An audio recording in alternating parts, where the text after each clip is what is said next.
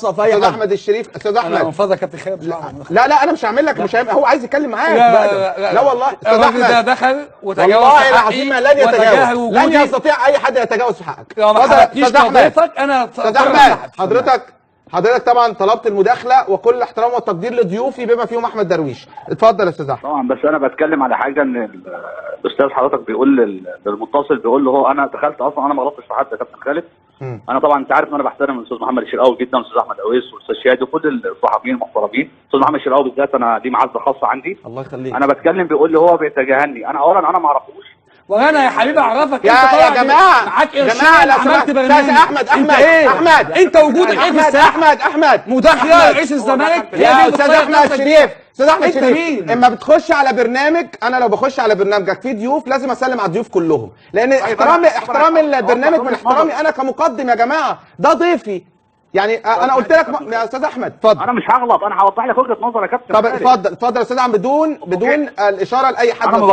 انا ما غلطتش فيه، خالص. انا بتكلم مع حضرتك على موضوع معين يخصني، وبعد كده انا فوجئت ان هو الاستاذ احمد درويش معاك في موضوع حضرتك. الاستاذ احمد درويش كان اول واحد منتقد البرنامج بتاعنا، وكان منتقد حضرتك، وكان منتقد القناه، ومنزل على الصفحه بتاعته. يا عم انت مالك؟ انا نقد غير شغلتي صحفي، انتقدك ازاي؟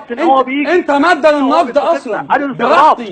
انت مش عملت برنامج. انا اعرفه منين عشان اتجاهل يا ابني انت تعرفني. استاذ احمد انت مين يا عم؟ استاذ احمد الناس بتضحك الفيسبوك يا جماعه مش معقول يا جماعه. انت ماده استاذ احمد احنا بنضحك عليك في فيديوهاتك يا استاذ احمد. لا عيب. مش ممكن. لا مش ممكن يا كابتن خالد. لا انا هسحب البرنامج يا كابتن خالد. لا ما ينفعش ما ينفعش. احمد بعد اذنك انت راجل. هسألك سؤال بس. انت راجل صعيدي والله العظيم وجدع. انت اما تخش على برنامج في ضيوف بترحب بالناس كلها حتى لو مختلف مع حد.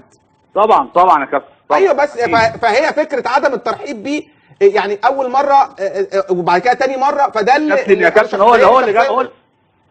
يعني هو لم يخطئ في حقك، انت اللي تجاهلت الترحيب بيه، وده والطبيعي والمنطقي ان انا ما اخش على برنامج لازم ارحب بالناس اللي موجوده حتى لو مختلف معاها.